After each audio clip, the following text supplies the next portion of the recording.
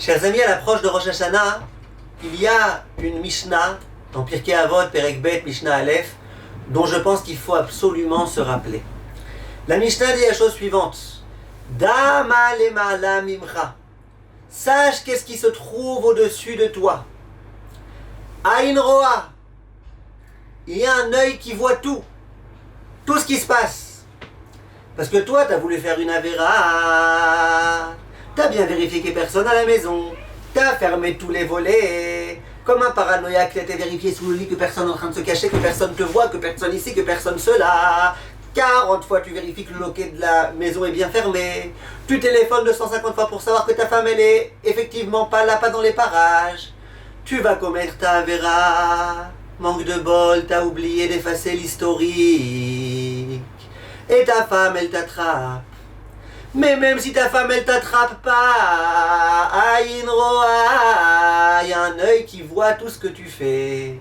Il y a un œil qui, même lorsque tu fermes tous les volets, tout ce que tu veux, tout, il y a un œil qui voit tout ce qui se passe.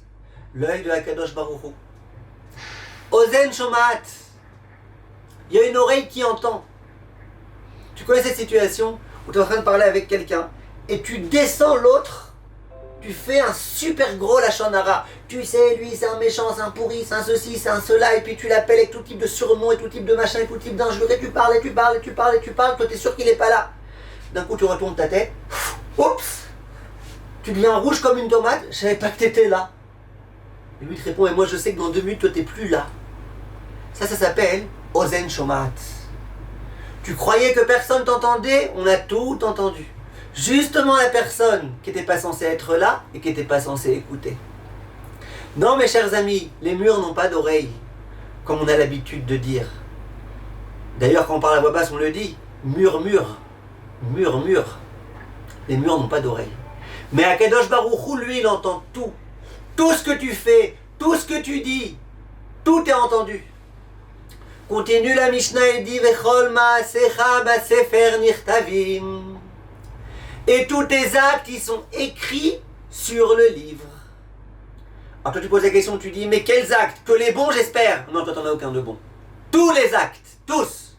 Les bons comme les mauvais, tout est écrit. Tu vas dire, mais c'est bizarre.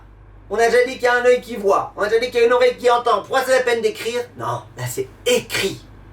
Et diffusé sur Facebook. Ça c'est moi qui rajoute. Si on est conscient de tout ça, on peut un petit peu se rappeler de c'est quoi la crainte qui doit nous habiter lorsqu'on s'approche du jour du jugement. Parce que c'est pas simplement là où il y a eu des témoins qu'il faut se repentir.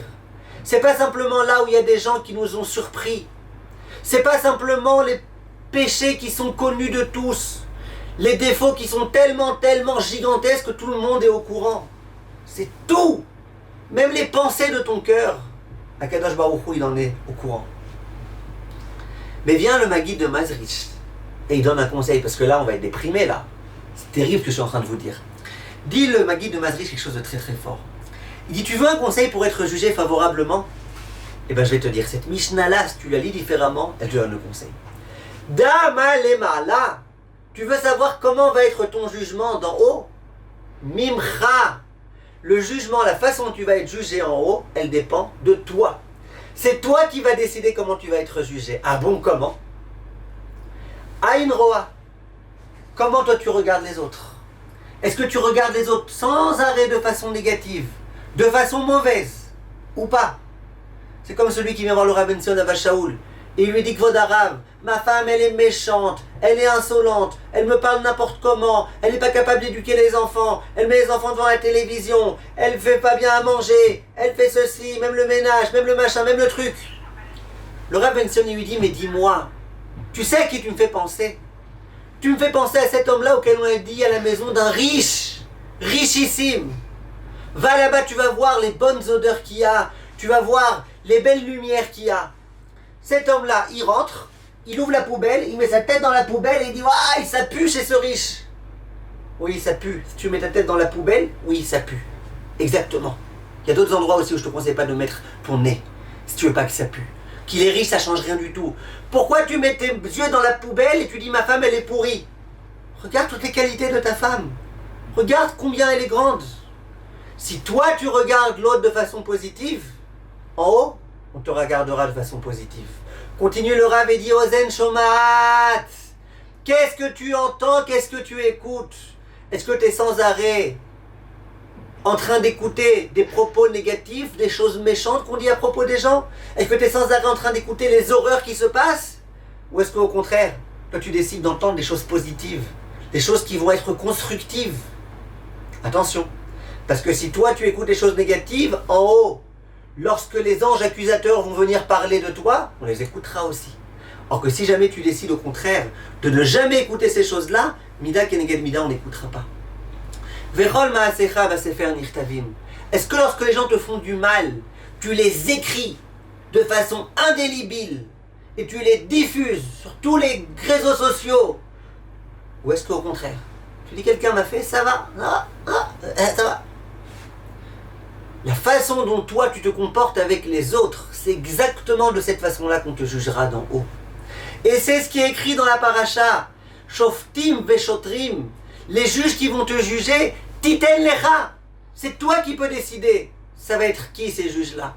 Comment? Il est écrit dans la suite. Veshaftu et ha'am mishpat tzedek. Lorsqu'on juge les autres de façon positive, favorable, eh bien nous aussi, on est jugé de façon favorable. Or que si on décide de juger les autres de façon négative, de façon méchante, nous aussi on risque d'être jugés de cette façon-là. Hashem Ya'azor Bezrat Hashem, que nous apprenions d'Akadosh Baruch Hu.